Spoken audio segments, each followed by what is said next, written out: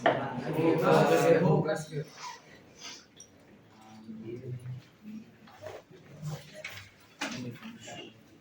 हमने पढ़ा ग्लूकोज से पायरुविक एसिड बना, इसको मैंने क्या बोला, glycolysis.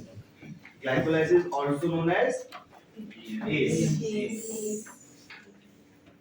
C for cytosol reaction, मतलब ये कहाँ पे होगा, साइटोप्लाज्म। तो ये सेल का साइटोप्लाज्म, तो उसके साइटोप्लाज्म में ग्लूकोज था, इसमें कन्वर्ट हुआ वो pyruvic acid, molecules of pyruvic acid. अब नेक्स्ट प्रोसेस होती है क्रेब्स साइकिल। नेक्स्ट प्रोसेस क्या है, क्रेब्स साइकिल। तो इस पायरुविक एसिड को क्रेब्स साइकिल के लिए माइटोकॉन्ड्रिया में जाना पड़ेगा, मैट्रिक्स ऑफ माइटोकॉन्ड्रिया, ठीक है। सेकेंड प्रोसेस क्या है, क्रेब्स साइकिल, और ये कहां पे होती है, matrix of mitochondria.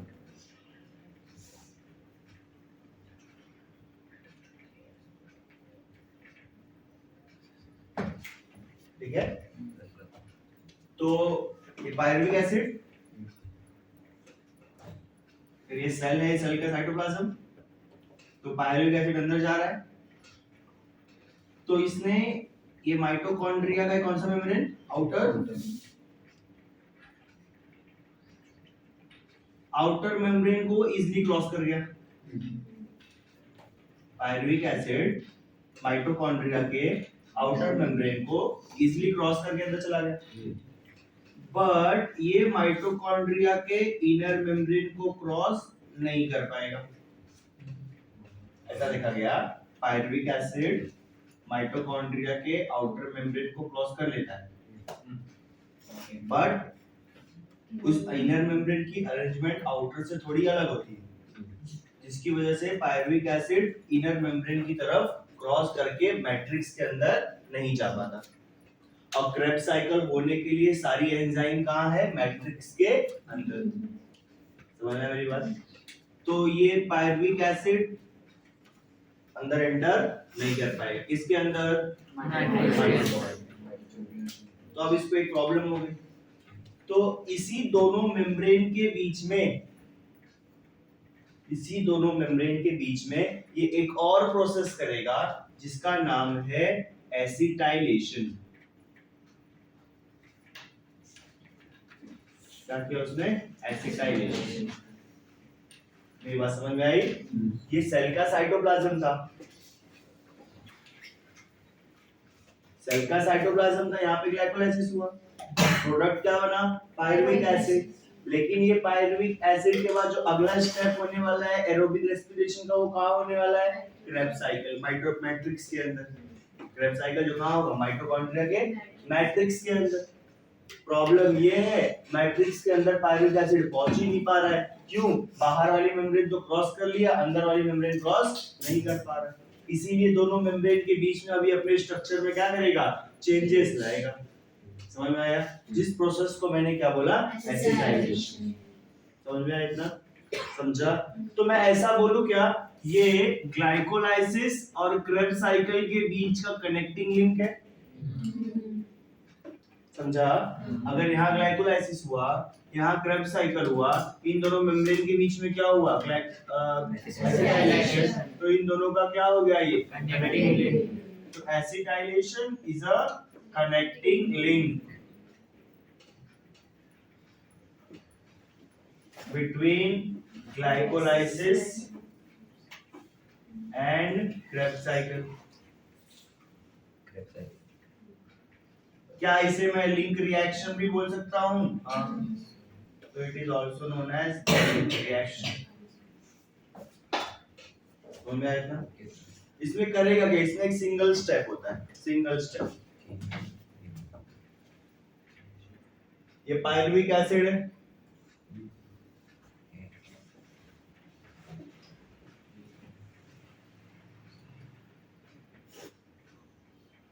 pyruvic acid is converted into acetyl coenzyme A. Pyruvic acid किसमें कन्वर्ट होगा? एसिटाइल कोएंजाइम ए।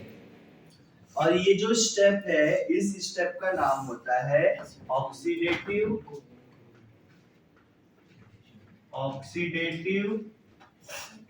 डीकार्बोक्सिलेशन। तो इसको मैंने ऑक्सीडेटिव डीकार्बोक्सिलेशन। ऑक्सीडेटिव मतलब addition of oxygen, removal of hydrogen. क्या बाहर निकल जाएगा? कौन ले लेगा? NAD। क्या बनाएगा?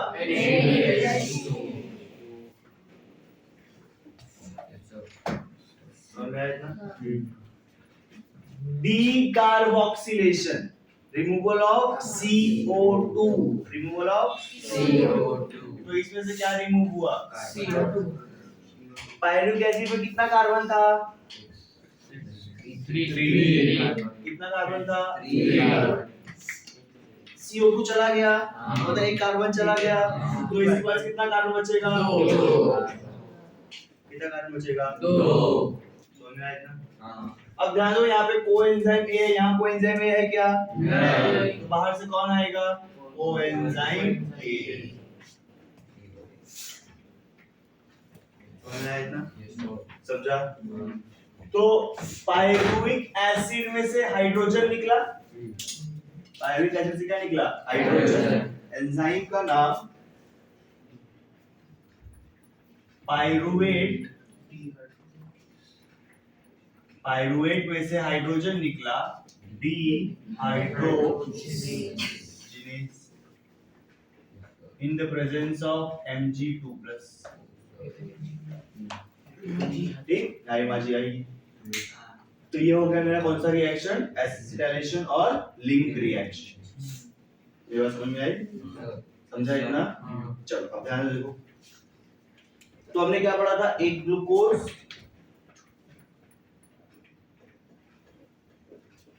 से कितने पायरुविक एसिड बनते हैं?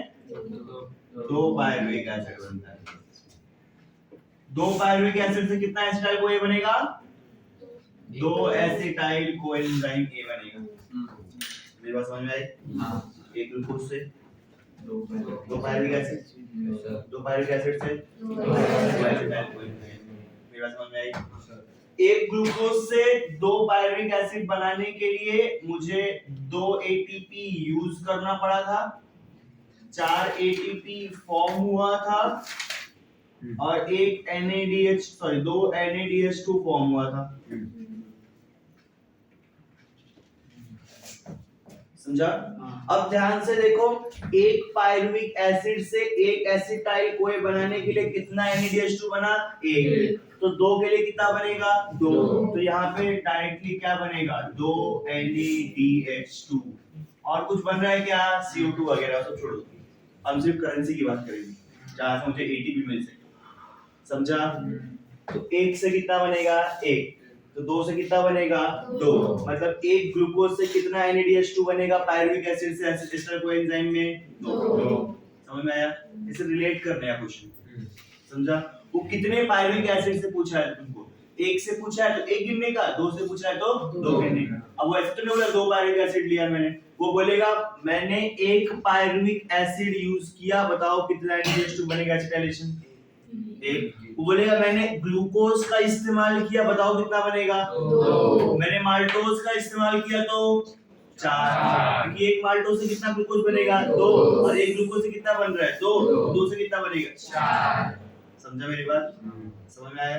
तो तुम ऐसे डायरेक्ट नहीं बोलेगा, वो इनडायरेक्टली बोलेगा, तो थोड़ा सोचने का। समझा? ये स्टेटमेंट समझ में आया? समझा? ये वेरी गुड।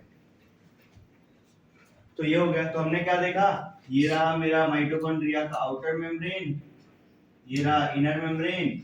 यहाँ पे पायरुविक एसिड बना, ग्लूकोज से क्या बना? Pyruvic acid. पायरुविक एसिड इस मेम्ब्रेन को क्रॉस किया, अब पायरुविक एसिड किसमें कन्वर्ट हुआ? एसिटाइल कोएंजाइम ए में। अब एसिटाइल कोएंजाइम ए कहाँ जाएगा? अंदर। और अंदर जाके क्या करेगा वो? समझा? तो ये रहा क्रेब्स साइकिल, अंदर करेगा, ये एसिटाइलेशन हुआ, और ये ग्लाइकोलाइसिस। ठीक है, तो मुझे पास क्या मिल गया, एसिटाइल कोएंजाइम ए। अब क्रेब्स साइकिल पढ़ने से पहले हम उसके स्टेप्स याद कर लेते हैं। तो Krebs cycle is a cyclic process. Krebs cycle जो बड़ी लंबा होता है, क्रेब साइकिल नाम ही है, क्रेब साइकिल मतलब क्या है, वो cycle. It is also known as TCA cycle, tricarboxylic acid cycle. It is also known as tricarboxylic acid cycle. समझा इतना? चलो तो इसके स्टेप्स इंटरमीडिएट याद कर लेते हैं।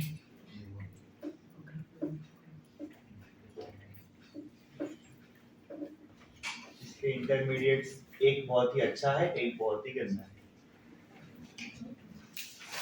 तो ऐसा बोला, जानते हो ओसामा बिन लादेन, जानते हो कौन है? टेररिस्ट, जिसको अमेरिका ने पाकिस्तान में घुस के मारा।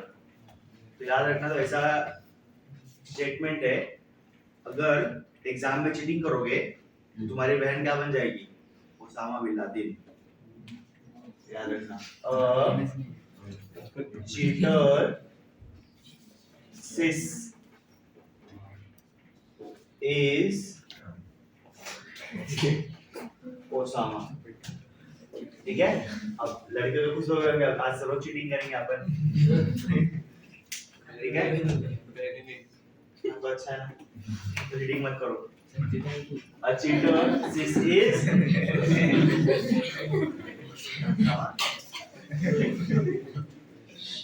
तो a cheater this is Osama. A stand for, ये तो बताओ कौन सी कम? अरे कंपाउंड होगा ना, तो कौन है इसे, कौन है अंदर? एसिटाइल। तो A से एसिटाइल कोएंजाइम A।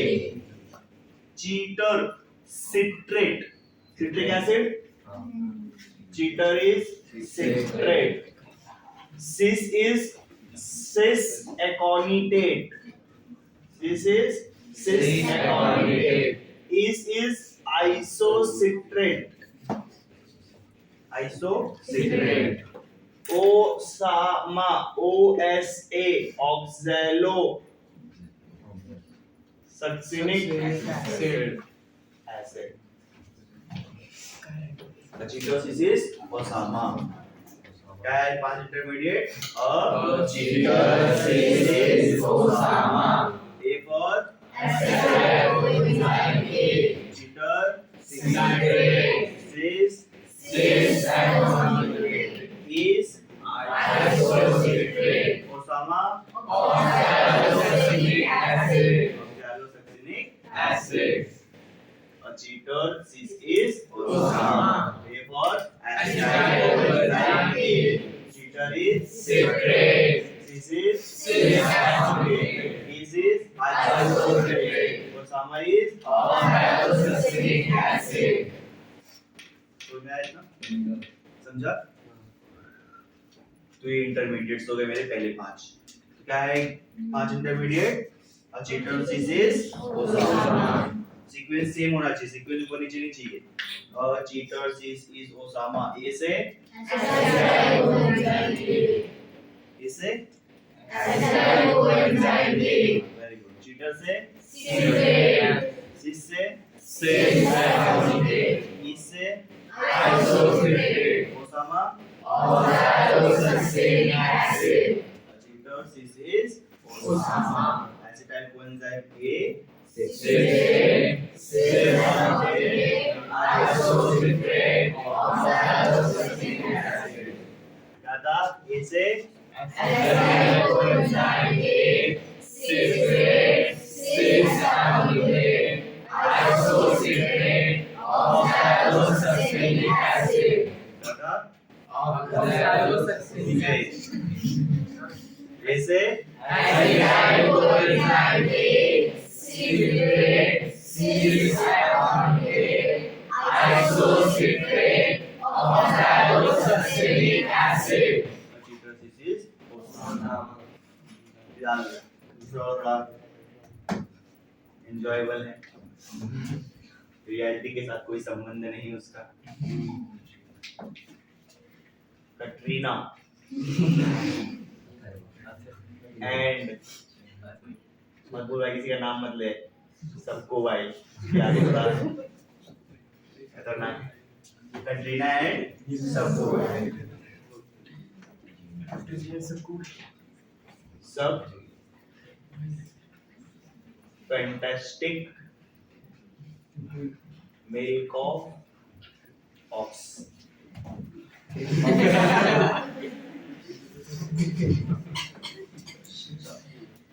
तो कटरीना एंड सबको भाई, सब fantastic milk of ox. Katrina is alpha keto glutarate. Katrina is alpha keto glutarate. देखो एक और एसिड है जिसके नाम में कीटो भी और एसिड भी। अल्फा कीटो ग्लूट्रेट, ग्लूट्रेट मतलब एसिड और कीटो मतलब कीटो, तो कीटो एसिड हो गया ये भी। पायरुविक एसिड भी क्या था? Keto acid. सक्कू बाई, इससे सक्सिनाइल और इससे कोएंजाइम ए, दोनों वर्ड लिखने का मतलब है सबसे succinate,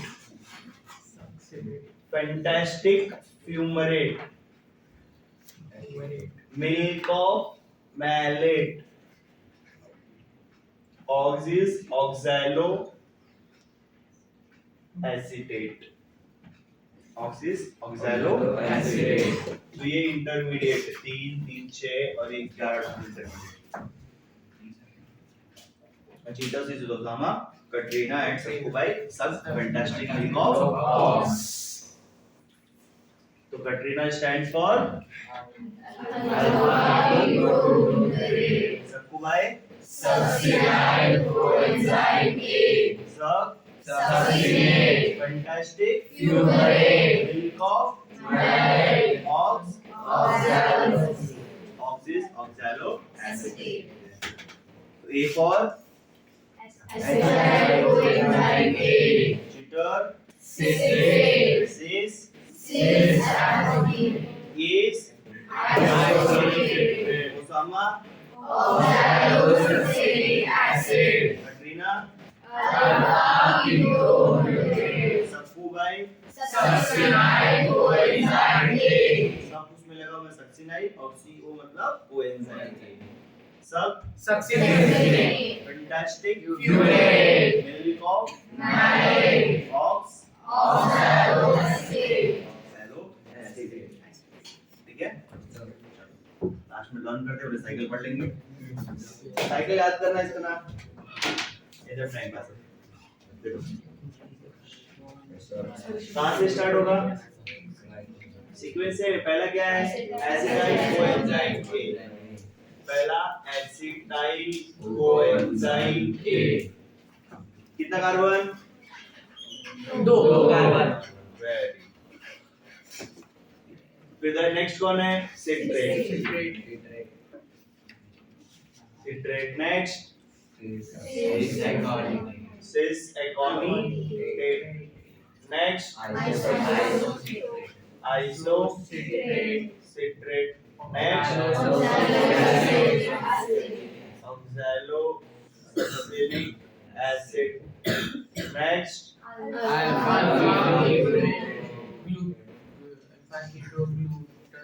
alpha keto glutarate, next succinyl coenzyme A, next next fumarate, malate, next oxalo acetate. लोग सारे इंटरमीडिएट्स, ठीक है। तो Acetus is Katrina and Sabbu by A for cheater is cis is is is Osama is Katrina Sabbu by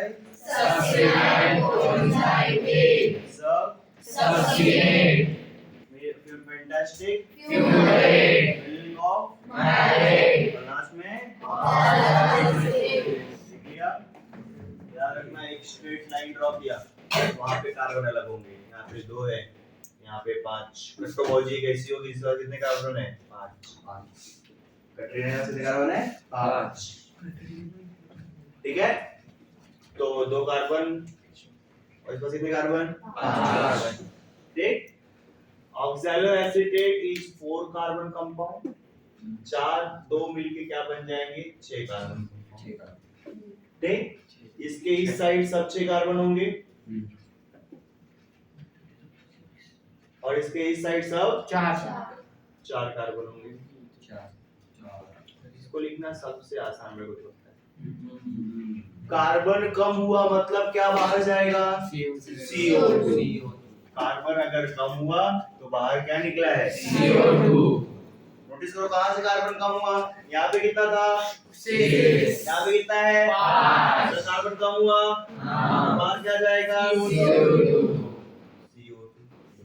यहाँ carbon कितना है? 5। यहाँ carbon कितना है? 4। तो बाहर क्या जाएगा? CO2। ठीक, याद रखना CO2 के एक स्टेप पहले क्या बाहर जाएगा? H2। यहाँ पे CO2 H2 दोनों साथ में बाहर जाएंगे। तो 3 स्टेप याद कर लिया। पहले CO2 मार्क किया, CO2 एक स्टेप पहले कौन जाएगा? H2। और यहाँ पे H2 CO2 दोनों साथ में जाएंगे। तो ऊपर आते, oxaloacetic acid reacts with acetyl coenzyme A to form citric acid। ये एक ही स्टेप है ना। Oxaloacetic acid reacts with acetyl coenzyme A to form citric acid। समझा इतना? तो यहाँ पे कोएंजाइम A है? हाँ है। प्रोडक्ट में है?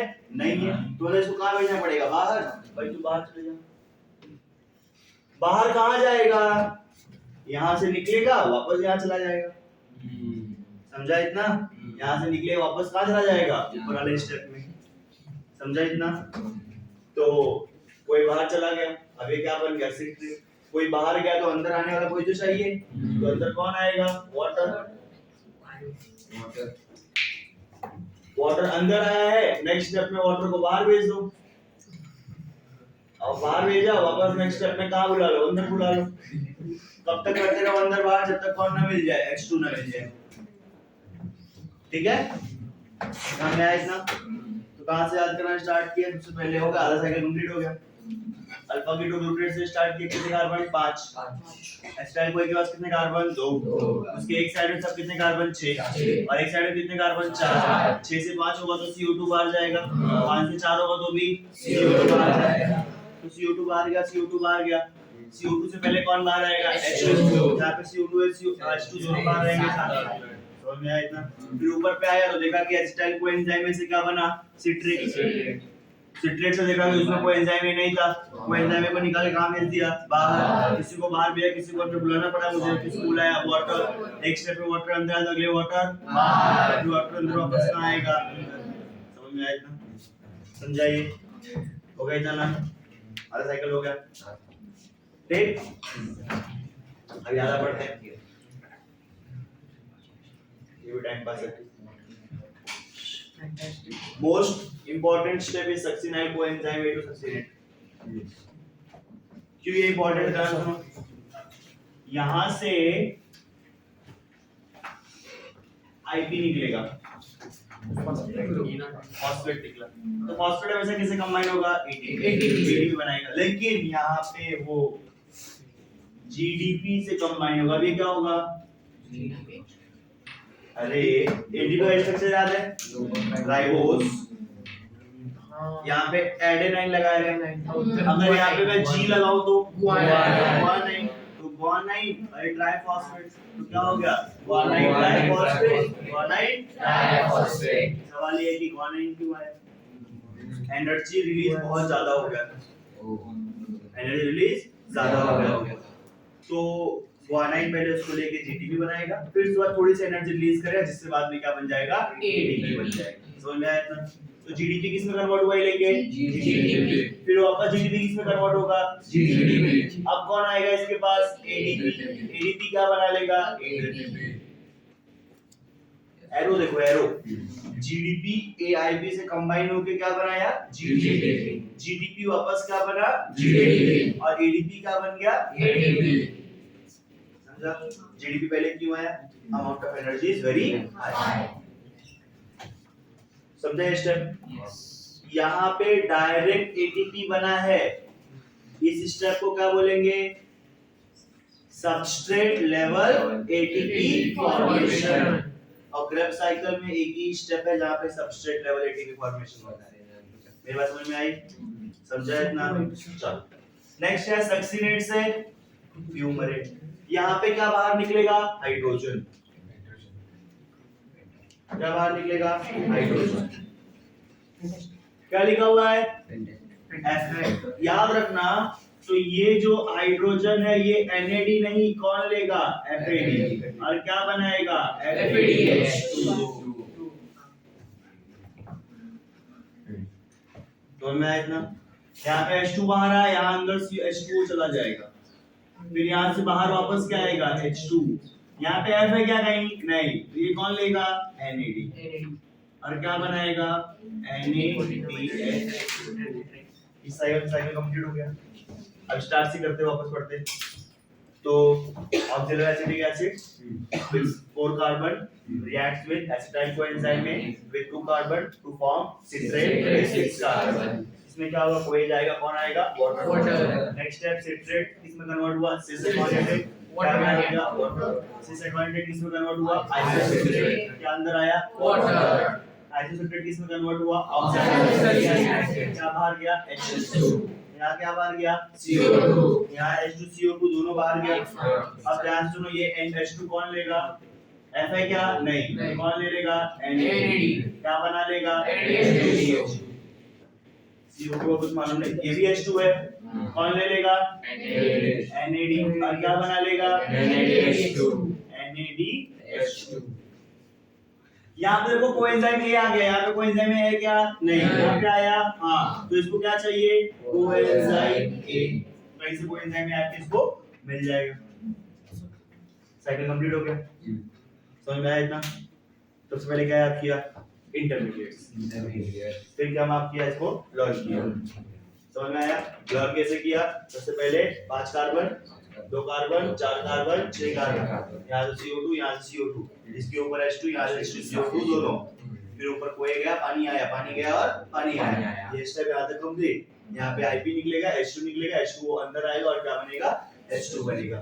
ये स्टेप सेम है, तो मतलब ये इसी का पार्ट है, ये दोनों रिएक्ट करके बना रहे थे ना। समझ में आया इतना? समझाइए। तो एक क्रेब्स साइकिल है, समझाइए पक्का?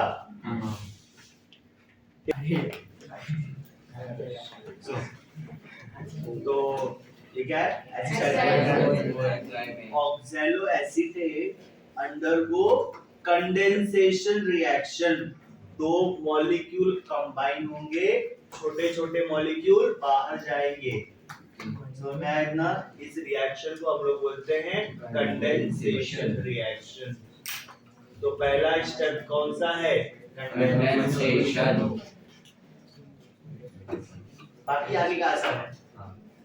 सिट्रेट से क्या बना तो इसका क्या हो गया आइसोमर, तो ये स्टेप कौन सी है आइसोमेराइजेशन। समझा इतना? यहाँ से क्या निकला कौन सा स्टेप होगा डिहाइड्रेशन की डिहाइड्रोजनेशन, डिहाइड्रोजनेशन ऑक्सीजनेशन। यहाँ से क्या निकला? CO2 तो क्या होगा? डिकार्बोक्सिलेशन। डिकार्बोक्सिलेशन। यहाँ से क्या निकला? CO2 दोनों। जब कभी भी H2CO2 दोनों निकलेगा तो क्या बोलते हैं? क्या बोलते हैं? Oxidative decarboxylation. तो इस स्टेप का क्या नाम होगा? Oxidative decarboxylation. नेक्स्ट में ATP बना है। Substrate level ATP formation. ठीक। नेक्स्ट देखो क्या बाहर निकला? क्या होगा? डिहाइड्रोजनेशन। डिहाइड्रोजनेशन। नेक्स्ट में क्या अंदर आया? क्या होगा? हाइड्रेशन। और फिर बाद में क्या बाहर गया? डिहाइड्रोजनेशन। ओके खत्म। सारे स्टेप के नाम लिख लिया। अब क्या बच गया सिविल का? अब ध्यान से देखो, ये दोनों कंबाइन होकर क्या बना है? सिट्रेट। तो एंजाइम का नाम सिट्रेट सिंथेज। सिट्रेट का फॉर्मेशन। सिट्रेट सिंथेज मतलब इसका फॉर्मेशन हुआ सिट्रेट। अब यहाँ पे देखो सिट्रेट से क्या बना? सिलिकॉन। क्या बाहर निकला? वाटर। ये दोनों आइसोमराइजेशन है, दोनों के एंजाइम सेम है। नाम क्या है? एकोनिटेज। क्या नाम है इसका भी? एकोनिटेज। यहाँ पे क्या बाहर निकला? हाइड्रोजन। किसमें से? आइसोसिट्रेट में से। एंजाइम का नाम आइसोसिट्रेट डिहाइड्रोजनेज। आइसोसिट्रेट हाइड्रोजनेज। ये क्या है? ऑक्सैलो। उसमें से क्या निकला? CO2। तो ये क्या नाम बोलूंगा इसको मैंने? Oxalo succinic acid decarboxylation. अब ध्यान दो यहाँ पे अल्फा कीटो ग्रुप से क्या निकला? H2 और CO2। देखो जब H2CO2 दोनों निकलता है किसको प्रेफरेंस देते हैं हम लोग? H2 को। क्यों? H2 क्या बनाएगा? NADH। तो उससे क्या बनेगा? ATP। तो इंपॉर्टेंस इसको दिया था H2 को। तो यहाँ पे एंजाइम का नाम क्या होगा? H2 को इंपॉर्टेंस देंगे तो अल्फा कीटो ग्लूटरेट डिहाइड्रोजनेज। डिहाइड्रोजनेज समझ में आया इतना? नेक्स्ट सक्सिनाइल कोएंजाइम एसे सक्सिनेट। एंजाइम का नाम थायो। हमने बोला था जब कभी भी ATP बनेगा तो नाम में क्या लगेगा? काइनेज। तो यहाँ पे क्या आ गया? थायो। समझा इतना? सक्सिनेट से क्या बना? सक्सिनेट में से क्या निकला? हाइड्रोजन। तो एंजाइम का नाम सक्सिनेट डिहाइड्रोजनेज। यहाँ पे क्या वाटर ऐड हुआ? एंजाइम का नाम याद रखना फ्यूमरेज। क्या नाम है? फ्यूमरेज। मैलेट में से क्या निकला? हाइड्रोजन। एंजाइम का नाम मैलेट डिहाइड्रोजनेज। Mallet dehydrogenase. और पहले वाले के एंजाइम का नाम सिट्रेट सिंथेज। नाम एंजाइम पे याद करना आसानी है। समझ में आया इतना? समझा पूरा? समझा सबको? सारे समझ में आए? इसमें सिर्फ एक बात ध्यान देना, ये सारे एंजाइम कहाँ होते हैं? माइटोकॉन्ड्रिया के अंदर। मैं क्या बोल रहा हूं? All enzyme are located into matrix of mitochondria except. Guess करो कौन सा होगा? कौन सा एंजाइम होगा जो मैट्रिक्स में नहीं होगा? कौन सा सबसे ऑड आया है यहाँ पे? ATP बन रहा है ना वो तो। हर जगह हाइड्रोजन लेने के लिए NAD आया था। पहली बार कौन आया? और पूरे साइकिल में FAD एक ही बार आता है, तो एक्सेप्ट सक्सीनेट डिहाइड्रोजनेज। ये कहां प्रेजेंट होता है? It is present in inner mitochondrial membrane. ये एंजाइम कहां होता है? इनर माइटोकॉन्ड्रियल मेम्ब्रेन में होता है, जिसकी वजह से यहाँ पे NAD नहीं आ पाता। कौन आता है तब? FAD। समझ में आया इतना? All enzymes are located into the matrix of mitochondria except succinate dehydrogenase are located in inner mitochondrial membrane। समझ में आया इतना? वेबसाइट कंप्लीट हो गया। रिवाइज करते हैं स्टार्ट से। आज जो भी पढ़ा तो हमने आज पढ़ना स्टार्ट की। कल पढ़ा था हमने ग्लाइकोलाइसिस, हमने एक ग्लूकोज से 2 पायरुविक एसिड बनाया था, ग्लाइकोलाइसिस हुआ। फिर हमने क्रेब्स साइकिल करने के लिए कहाँ जाना पड़ेगा? माइटोकॉन्ड्रिया में जाना पड़ेगा। तो उस हिसाब से यहाँ पे जाने के लिए माइटोकॉन्ड्रिया में मुझे एक प्रोसेस करनी पड़ी। कौन सी थी? एसिटाइलेशन। क्योंकि pyruvic acid outer membrane cross किया, इनर को नहीं किया। इनर क्रॉस करने के लिए उसको क्या करना पड़ा? एसिटाइलेशन। इसलिए इसको हम लोग बोलते हैं connecting link between glycolysis and Krebs cycle, और it is a living reaction. Pyruvic acid converted into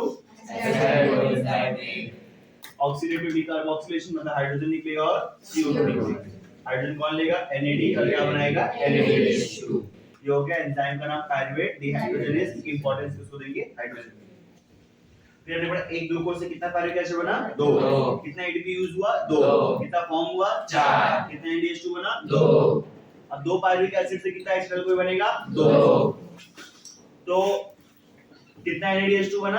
2 NADH2 बना, क्योंकि 1 से कितना बनता है? 1। 2 से कितना बनेगा? 2। समझ में आया इतना? हां। तो क्रेब्स साइकिल पढ़ना स्टार्ट किया। हां। क्रेब्स साइकिल पढ़ना start, try carboxylic acid cycle. Intermediate में अचीटस इसिडोसामा, बैक्टीरिया एंड सक्कुबा से फैंटास्टिक मिल्क ऑफ इस हाइड्रोक्सिल इंटरमीडिएट लिख लिया। तो इंटरमीडिएट लिख लिया मैंने। फिर किसको पकड़ा? 5 कार्बन, कट्टोवोजी, कैटरीना। तो 5 कार्बन, उससे पहले 6 कार्बन, उसके बाद 4 कार्बन। 5 कार्बन, उससे पहले 6 कार्बन, बाद वाला 4 कार्बन। यहाँ से क्या निकला? CO2। यहाँ से क्या निकलेगा? CO2। उसके ऊपर H2, यहाँ पे H2 CO2 साथ में। ऊपर से आया कोएंजाइम में, बाहर गया, वाटर अंदर आया, वाटर बाहर, वाटर अंदर। तो समझ में आया? यहाँ पे जहाँ भी हाइड्रोजन निकलेगा कौन ले लेगा? NAD, और क्या बनाएगा? NADH2। समझ में आया इतना? फिर आगे हमने क्या पढ़ा? स्टेप्स के नाम पढ़ लिए। फिर यहाँ पे हमने ATP के साथ यहाँ पे ATP बनाया। यहाँ पे हाइड्रोजन कौन लिया? FAD। क्या बनाया? FADH2। ये एंजाइम कहाँ प्रेजेंट था? इनर माइटोकॉन्ड्रियल मेम्ब्रेन में। बाकी सारे एंजाइम कहाँ थे? मैट्रिक्स। फिर यहाँ पे वाटर अंदर आया, एंजाइम का नाम fumarase. Step is hydration. Malate से क्या बना? Oxaloacetic acid, removal of hydrogen, dehydrogenase, और मैलेट डिहाइड्रोजनेज एंजाइम का नाम। समझ में आया इतना? तो ये वाला पार्ट क्या हो गया मेरा? कंप्लीट हो गया। क्रेब्स साइकिल के ऊपर डायग्राम बना लिया। समझा? चलो फटाफट लिखो।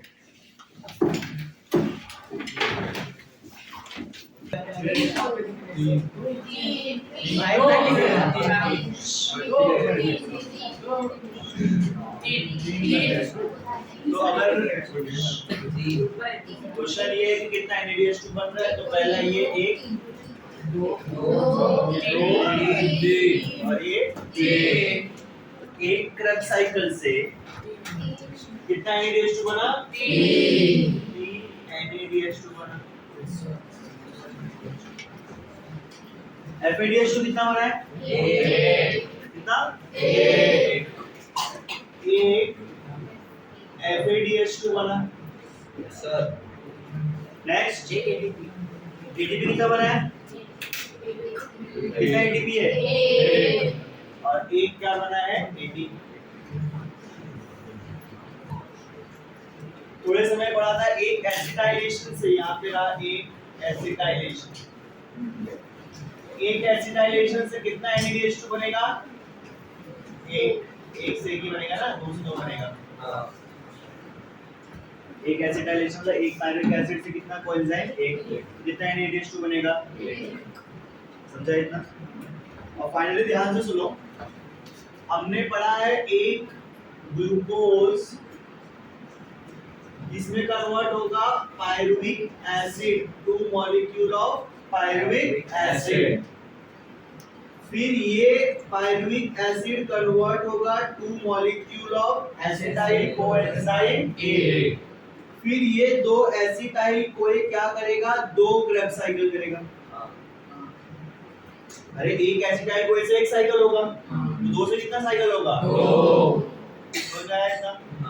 हमने पढ़ा है यहाँ पे 2 ATP यूज होगा 4 ATP फॉर्म होगा और 2 NADH2 फॉर्म होगा। फिर हमने पढ़ा है एक पायरुविक एसिड से एसिटाइल कोए से कितना NADH2 बनता है एक, बट यहाँ पे कितना है दो, कितना NADH2 बनेगा दो।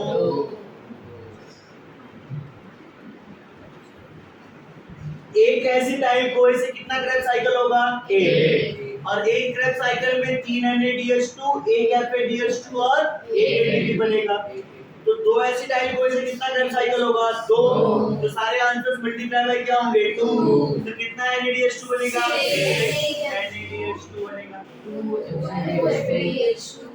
FADH2 और ATP कितना बनेगा 2 ATP बनेगा। समझ में आया? समझा? समझा तीनों? अब ध्यान से देखो, यहाँ पे नेट कितना है ये 2 और ETS में कितना ATP बनाएगा 6 और इसका नेट कितना आंसर आएगा 2, दोनों को ऐड करेंगे कितना होगा 8। इससे कितना ATP बनेगा, एक NADH2 से कितना बनता है, एक NADH2 कितना ATP बनाता है 3, एक NADH2 3 ATP बनाएगा, एक FADH2 2 ATP बनाएगा, तो ये एक NADH2 कितना बनाएगा 3, तो दो कितने बनाएंगे 6। अब बनाएंगे इन फ्यूचर बनाएंगे जब भी, दोनों आगे पढ़ेंगे। समझा इतना? यहाँ पे कितने NADH2 है 6, एक कितना बनाएगा 3, तो टोटल कितना ATP बनेगा 8। FADH2 कितना बनता है 1 से 2, तो 2 से कितना बनेगा 4, और ये कितना ATP है 2, तो ये कितना हो गया टोटल 24, ये कितना हो गया 6, कितना हो गया 30, और ये कितना 38 बन गया 38, टोटल ATP बन गया 38।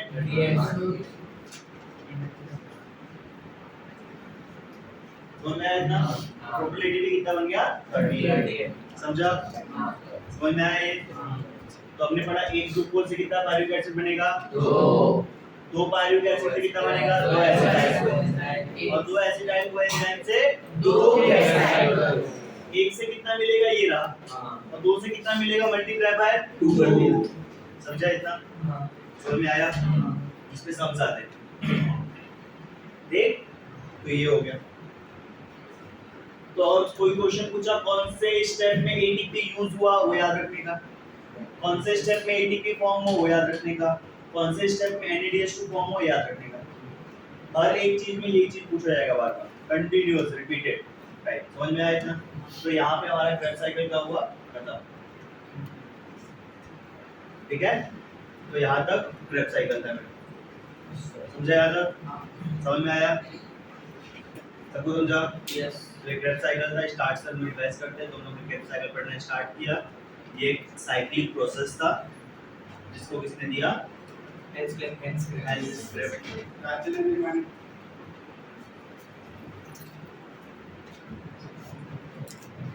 क्रेब ने दिया था, और इसी को हम लोग क्या बोलते हैं, ट्राई कार्बोक्सिलिक एसिड साइकिल, ठीक है?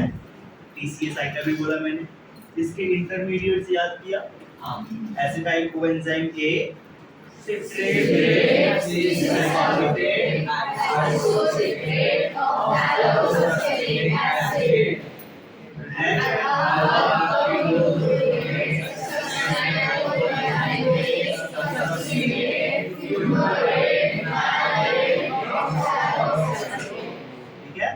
सारे इंटरमीडिएट लिख लिया।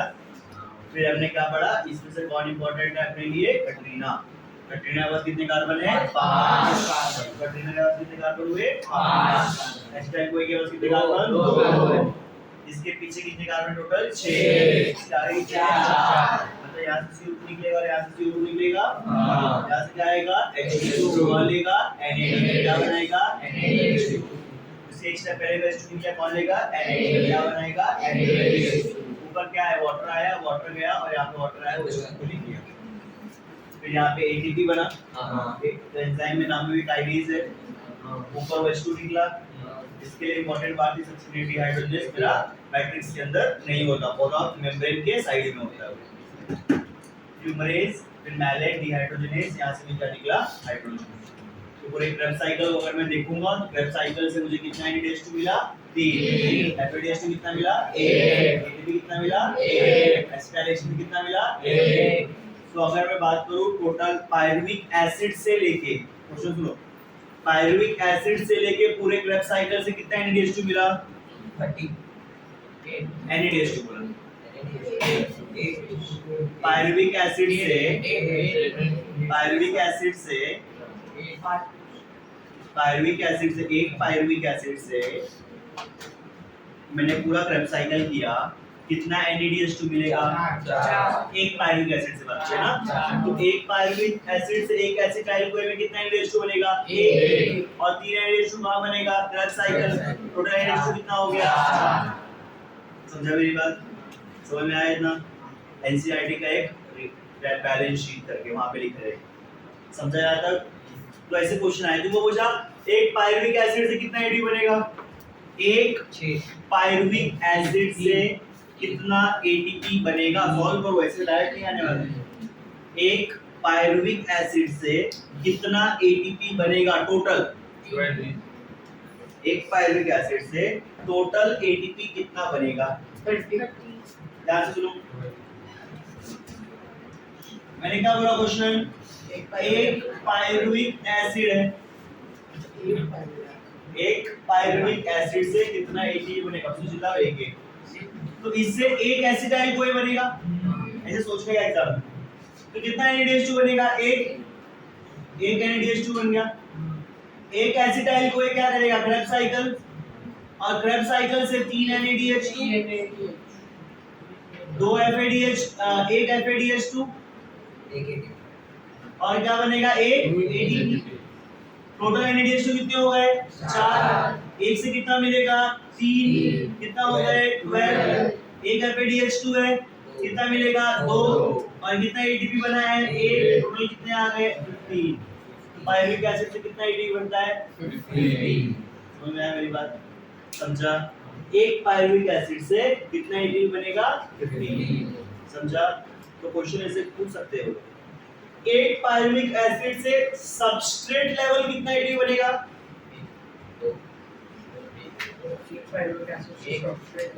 एक पायरुविक एसिड से सबस्ट्रेट लेवल मतलब ऑन द स्पॉट कितना ATP बनेगा, एक ही बनेगा। क्यों, ध्यान से देखो, पायरुविक एसिड से एसिटाइल कोई बना, कोई ATP बना क्या ऑन द स्पॉट, नहीं।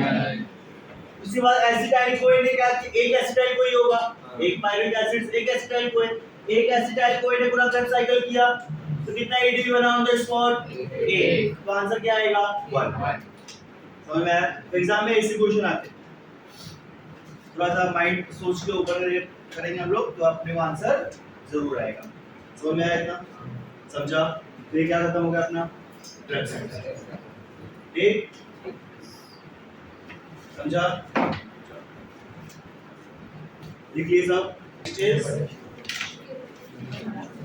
एक छोटा सा टॉपिक है, ट्रांस अमाइनेशन। क्या है इसको, ट्रांस अमाइनेशन। बुक में नहीं, पर सुनो क्या होता है ट्रांस अमाइनेशन। ट्रांस मतलब transfer of amino group, transfer of amino group, ठीक है। कीटो एसिड, तो ये कीटो एसिड है, और ये अमीनो एसिड, अमीनो एसिड। ध्यान से देखो 1 के साथ कीटो एसिड है और 2 के साथ अमीनो एसिड। समझ में आया ना? Transfer of amino acid, transfer of amino group of amino acid to the keto group of keto acid। मेरी बात समझ में आई? मैंने क्या किया, इस अमाइनो ग्रुप को मैंने ट्रांसफर किया, NH2 को लेके गया C डबल बॉन्ड O की जगह पे, तो यहाँ पे क्या आ गया NH2 और यहाँ पे क्या आ गया C डबल बॉन्ड O। मेरी बात समझ में आई? Transfer of amino group, transfer of amino group from amino acid to keto acid. मेरी बात ध्यान सुनो, transfer of amino group from amino acid to keto acid. समझा इतना? तो ये NH2 इसके पास चला गया R1 के पास और डबल बॉन्ड O कहाँ आ गया R2 के पास। ये पूरा टर्म जाए बट मैंने इसको ऐसे लिखा। समझ में आया इतना? तो ये क्या बन जाएगा R1 CNH2 COOH, ये क्या बन जाएगा R2 C double bond O COH। समझे मेरी बात? अब ध्यान से देखो ये क्या है अमीनो एसिड और ये क्या है कीटो एसिड। ये 2 वाला क्या बन गया कीटो एसिड, 1 वाला क्या बन गया अमीनो एसिड। मतलब इससे क्या सीखा मैं, पहले 1 में कीटो एसिड था, अब 1 में क्या हो गया अमीनो एसिड। मतलब अमीनो एसिड और कीटो एसिड एक दूसरे में अदला बदली कर सकते हैं। मेरी बात समझ में आई? जैसे उनका था ये मेरा क्या था कीटो एसिड, इसलिए मैं तुमको स्टार्टिंग से बताया 2 कीटो एसिड के नाम लर्न कराया, एक पायरुविक एसिड और एक अल्फा कीटो ग्लूट्रेट, याद है? तो ये रहा कीटो एसिड, ये क्या है अमीनो एसिड। ये NH2 उठ के कहां चला गया यहाँ पे, तो जिसकी वजह से जो कीटो एसिड था वो क्या बन गया अमीनो एसिड, और जो अमीनो एसिड था वो क्या बन गया कीटो एसिड। समझ में आया? मतलब अमीनो एसिड और कीटो एसिड अपने आप में क्या होंगे एक्सचेंजेबल होंगे। समझ में आया इतना? समझा? ये डिपेंड करेगा कौन सा है सामने, ठीक है? तो अमीनो एसिड क्या बन सकता है कीटो एसिड। मेरी बात समझ में आई? अमीनो एसिड क्या बन सकता है कीटो एसिड। अब अगर मैं खाना खाऊंगा तो उसमें जरूरी है क्या सिर्फ कार्बोहाइड्रेट हो? नहीं, उसमें प्रोटीन हो सकता है। हाँ, तो बॉडी क्या है ये प्रोटीन है, बॉडी प्रोटीन को किसमें जोड़ेगी अमीनो एसिड में, किसमें जोड़ेगी अमीनो एसिड में। अब इस अमीनो एसिड को इस साइकिल में कहीं तो फिट करना होगा, कहाँ फिट करेंगे अमीनो एसिड किसमें कन्वर्ट हो सकता है कीटो एसिड में। क्या है ना अभी amino acid can be converted into keto acid, तो ये अमीनो एसिड है किसी भी कीटो एसिड में कन्वर्ट हो सकता है। तो अपने पास कौन कौन से कीटो एसिड पढ़ा है मैंने, एक पायरुविक एसिड और एक अल्फा कीटो ग्लूट्रेट, दो पढ़ा है ना। तो ये यहाँ पे एंटर कर सकता है, यहाँ पे एंटर कर सकता है, या तो ये यहाँ भी एंटर कर सकता है डिपेंडिंग ऑन कौन सा अमीनो एसिड है। समझ में आया इतना? अमीनो एसिड कौन सा उस हिसाब से दोनों में से कहीं एक पे एंटर कर सकता है। तो हमने क्या पढ़ा, प्रोटीन से क्या बनेगा अमीनो एसिड, और वो अमीनो एसिड कौन से साइकिल में आएगा ग्लूकोज के साइकिल में एंटर करेगा। समझा मेरी बात? समझ में आया? तो प्रोटीन का अपना अलग साइकिल नहीं है, कि प्रोटीन का साइकिल किसमें कंबाइन होगा ग्लूकोज के साइकिल में। कैसे कंबाइन होगा समझ में आया? तो ये मेरा प्रोटीन था, ये क्या किया अमीनो एसिड बनाया, तो अमीनो एसिड किसमें कन्वर्ट हुआ या तो पायरुविक एसिड में या तो कीटो ग्लूट्रेट में। ऐसा क्यों? क्योंकि हमने पढ़ा एक प्रोसेस होती है जिसको हम लोग क्या बोलते हैं, जिसमें क्या होता है transfer of amino group, transfer of amino group. कहां से ट्रांसफर हुआ अमीनो एसिड से कीटो एसिड, जिसकी वजह से क्या हुआ कीटो एसिड अमीनो एसिड बन गया और अमीनो एसिड कीटो एसिड बन गया। समझ में आया मेरी बात? समझा? किसी को डाउट? समझाइए। तो वही प्रोसेस यहाँ भी हुआ, ये अमीनो एसिड था, इसमें कन्वर्ट हो गया कीटो एसिड, ये अमीनो एसिड था, इसमें कन्वर्ट हुआ कीटो एसिड। जरूरी ऐसा नहीं कि ये इसी में कन्वर्ट हो, ये इसमें भी कन्वर्ट हो सकता है, हो सकता है कि नहीं हो सकता है? ये ऐसे अगर हो रहा है तो ऐसे भी हो सकता है। हाँ, ये ऐसे भी पॉसिबल है।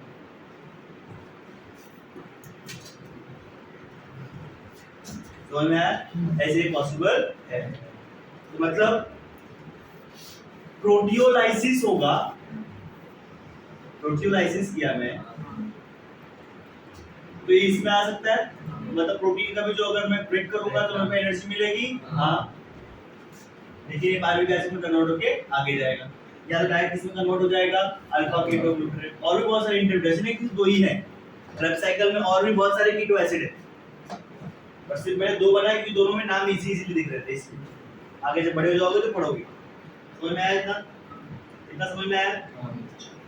देखो रिएक्शन दोनों साइड जा रहा है, पाथवे दोनों साइड जा रहा है, इसीलिए इस पाथवे को हम बोलते हैं एम्फीबोलिक पाथवे। क्या बोला इसको मैंने?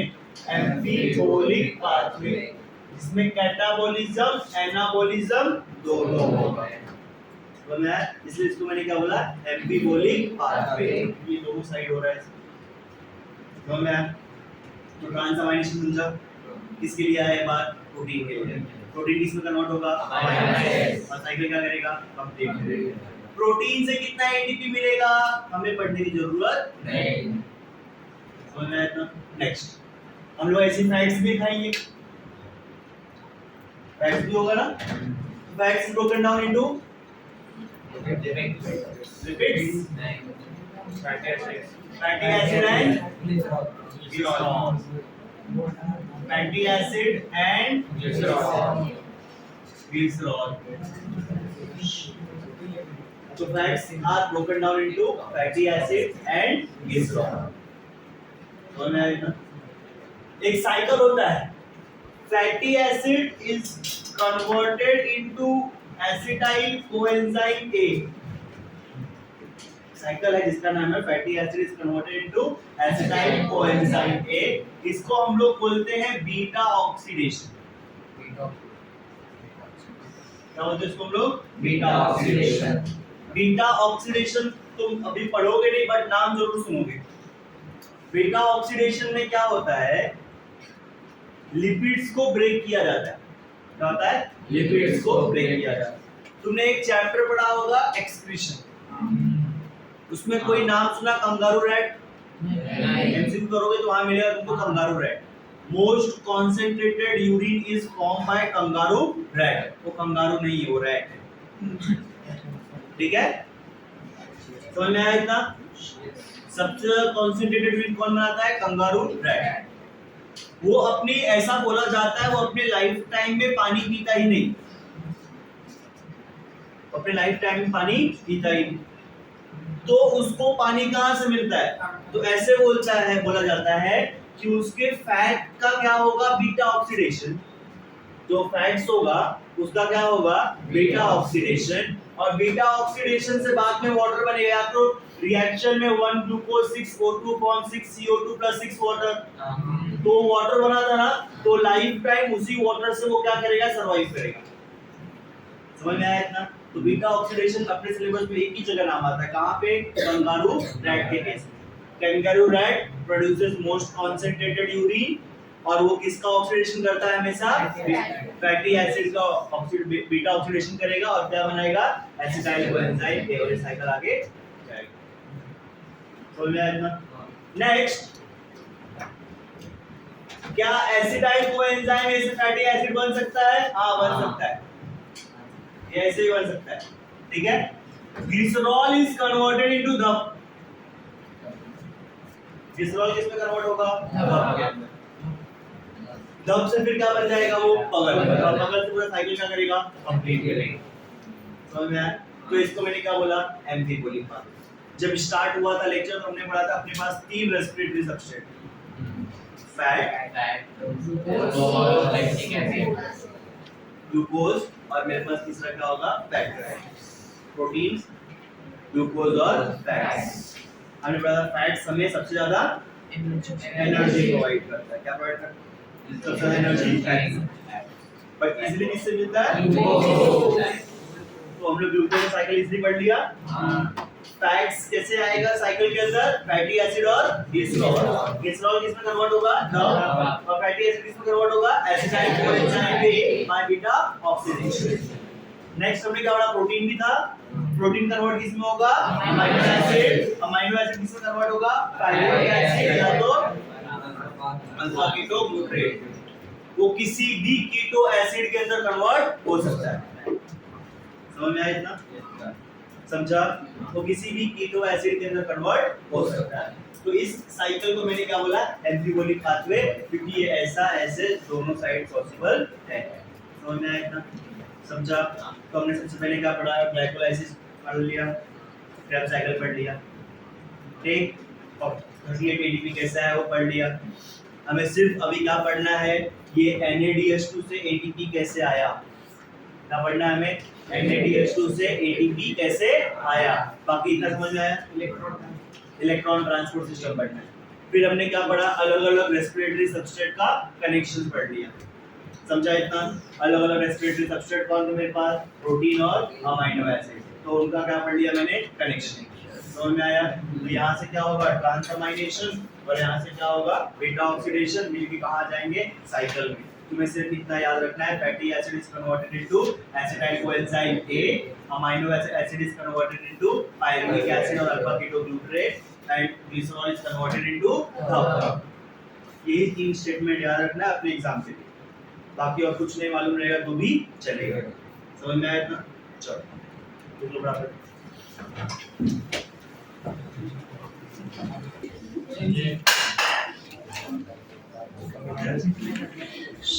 तो alcohol consumption is increased by girls.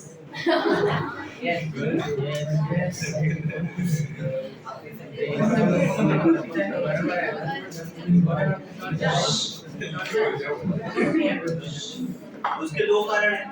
पहला, कुछ लड़कियां पी रहे हैं, और दूसरा, कुछ लड़कों के नाम लड़की वाले पड़ गए। सुहानी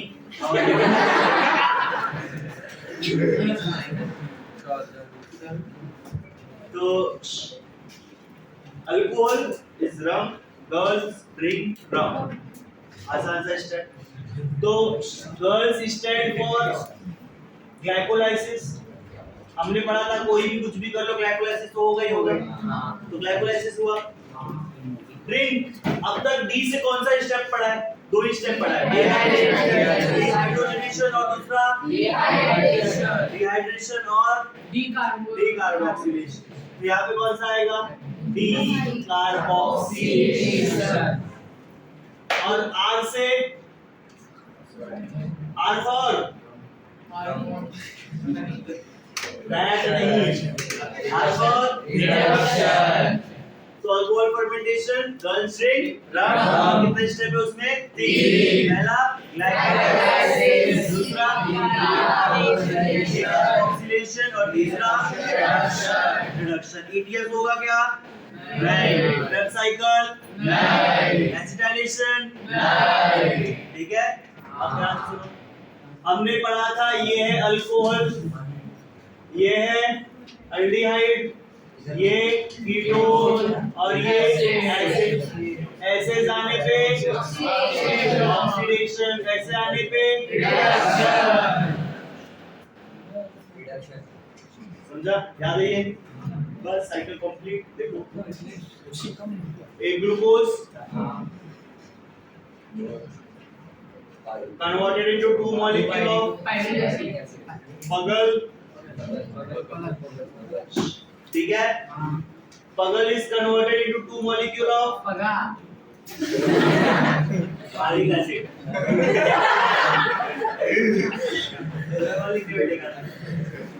तो ये क्या हो गया मेरा? ग्लाइकोलाइसिस। पायरिक एसिड का स्ट्रक्चर क्या था? छतरी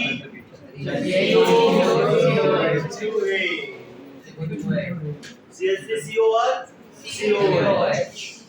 चलो हम ध्यान सुनो। इंटरेस्टिंग। ग्लूकोज से पगल बनने में 2 एटीपी यूज हुआ था। पगल से यहाँ जाने पे 2 NADH2 बना था, याद करो, और 4 ATP बना था। समझ में आया इतना? ये याद है? अब एक सवाल है, NADH2 क्यों बना? ETS होगा क्या? NADH2 से 18 तो ETS में बनता है। ये तो वेस्ट हो गया अपना, पर अपनी बॉडी में वेस्ट होता है कुछ, कुछ तो रोल होगा इसका रोल आगे बढ़ते। सुहानी, चलो ये रहा pyruvic acid CH3COCOH, CH3COCOH। Next step क्या है? डीकार्बोक्सिलेशन। मतलब क्या बाहर जाएगा? तो CO2 कहाँ चला गया? कितना मॉलिक्यूल है? 2, तो कितना CO2 जाएगा बाहर? अगर CO2 चला गया तो ये ऐसा बच जाएगा CH3CHO।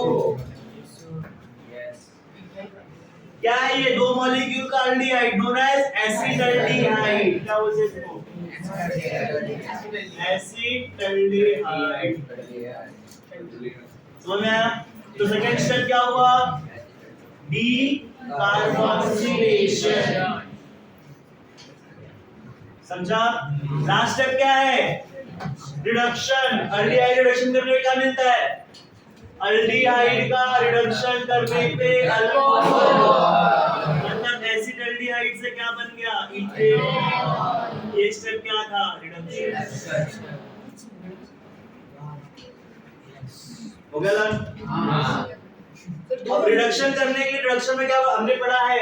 Oxidation is addition of oxygen, removal of hydrogen, and reduction is addition of hydrogen, removal of oxygen. अगर रिडक्शन किया तो मेरे को क्या चाहिए? हाइड्रोजन। ये आएगा यहाँ से। ये NADH2 है, ये ब्रेक होगा किसके अंदर? NAD और H2। और H2 कौन ले लेगा? ये इसका 2 मॉलिक्यूल है, ये 2 ये 2 ये 2 ये 2 और ये भी क्या हो गया? समझा? तो NADH2 वेस्ट हो गया? नहीं। रिडक्शन में क्या हो गया? यूज हो गया। समझा मेरी बात? नेट के ATP कितना आया? 2 यूज हुआ और 4 फॉर्म हुआ, और ATP बना क्या? नहीं। तो नेट के ATP इज 2। समझ में आया इतना? समझा ये? समझा? Alcohol fermentation. अल्कोहल फर्मेंटेशन में गर्ल्स ड्रिंक रम, ग्लाइकोलाइसिस, डीकार्बोक्सिलेशन और रिडक्शन। ग्लाइकोलाइसिस हुआ तो ग्लूकोज से क्या बनेगा? पगल। पगल से क्या बना? Pyruvic acid. फिर दूसरा का डीकार्बोक्सिलेशन, तो पायरुविक एसिड से क्या बना? एसिटाल्डिहाइड। और फिर एसिटाल्डिहाइड रिडक्शन किया तो क्या बना? अल्कोहल। यहां से पढ़ लिया। लर्न हो गया साइकिल? रिडक्शन के लिए एडिशन ऑफ हाइड्रोजन करना पड़ेगा, तो हाइड्रोजन कौन देगा? क्योंकि उसका कुछ काम है ही नहीं। ETS में जा सकता है क्या? नहीं। तो वही साइकिल में आगे क्या हो जाएगा? नेक्स्ट और आसान है लैक्टिक एसिड। लैक्टिक एसिड में ड्रिंक को हटा दो तो क्या आएगा? गर्ल्स और डायरेक्ट रम। तो 1 ग्लूकोज क्या बनाएगा? 2 मॉलिक्यूल ऑफ पगल, जिससे 2 मॉलिक्यूल ऑफ पायरुविक एसिड। ये क्या हो गया? ग्लाइकोलाइसिस। समझा? यहाँ पे कितना ATP आया? 2 ATP यूज हुआ। यहाँ पे कितना फॉर्म हुआ? 4 ATP और साथ में 2 NADH2। समझ में आया इतना? समझा? अब नेक्स्ट देखो, अगला स्टेप क्या है? ड्रिंक नहीं आएगा, डीकार्बोक्सिलेशन नहीं होगा, डायरेक्टली क्या होगा? रिडक्शन। और ये क्या बना लेगा? Lactic acid. इसमें कम मेहनत करना, 2 मॉलिक्यूल। समझ में आया इतना? रिडक्शन करने के लिए कौन आएगा? ये NADH2। इसमें कन्वर्ट होगा NAD और क्या दे देगा अंदर? H2। समझा इतना? चलो अब मुझे एक डिफरेंस बताओ दोनों में, लैक्टिक एसिड और इसमें एक डिफरेंस, मेजर डिफरेंस। कार्बोक्सिलेशन नहीं है। मतलब अगर प्रोडक्ट में उसने ऐसा बोला मैंने एनाएरोबिक रेस्पिरेशन किया और प्रोडक्ट में क्या मिला मुझे CO2, तो कौन सा स्टेप है वो? Alcohol formation. अगर CO2 नहीं मिला तो समझ में आया? समझा? ये फर्मेंटेशन कौन करता है? ईस्ट। अल्कोहल का फर्मेंटेशन कौन करेगा? अब ध्यान सुनो, जब अल्कोहल का फॉर्मेशन होगा तो अल्कोहल का जब फॉर्मेशन होगा तो 13% से ज्यादा कॉन्सेंट्रेटेड अल्कोहल नहीं बनाया जा सकता। 13% से ज्यादा कॉन्सेंट्रेटेड अल्कोहल नहीं बनाया जा सकता है। क्यों ऐसा? क्योंकि अगर 13 से ज्यादा हुआ तो ईस्ट खुद मर जाएगा। अल्कोहल है वो और एसिड है, और अल्कोहल एसिड तो मार देगा खुद ही उसको। तो जब कभी भी कॉन्सेंट्रेशन ऑफ अल्कोहल और एसिड अगर इंक्रीज होते हैं किससे? 13% से, तो वो क्या करेगा? उस ईस्ट को मार देगा। समझ में आया? तो जिसकी वजह से ईस्ट क्या हो जाएगा? मर जाएगा। तो जिसकी वजह से और कॉन्सेंट्रेटेड अल्कोहल बन पाएगा क्या? नहीं। तो नेचुरली कितना परसेंट कॉन्सेंट्रेटेड अल्कोहल हो सकता है? Less than 13%। समझ में आया मेरी बात? तो नेचुरली कितना कंसंट्रेशन हो सकता है? Less than 13%। समझा मेरी बात? समझा? उससे ज्यादा चाहिए रहेगा तो हम लोग उसको प्यूरिफाई करेंगे। अब प्योर करने का मेथड क्या है? डिस्टिलेशन। क्या करेंगे अपन उसका? डिस्टिलेशन। समझ में आया इतना? समझ में आया दोनों? समझा? दोनों को आइडेंटिफाई कैसे करेंगे समझ में आया? समझा इतना? टेक्स्ट बुक में थोड़ा एक अलग डायग्राम दिया हुआ है, उसको तुम देखो समझ में आएगा अभी। ये समझ में आया? दोनों को एक साथ दिया हुआ है, मैंने दोनों अलग अलग पढ़ाया, टेक्स्ट बुक में दोनों एक साथ दिया हुआ। समझा इतना? पक्का? 100%? समझा सबको? तो ये हो गया अल्कोहल फर्मेंटेशन और ये क्या हो गया? Lactic acid.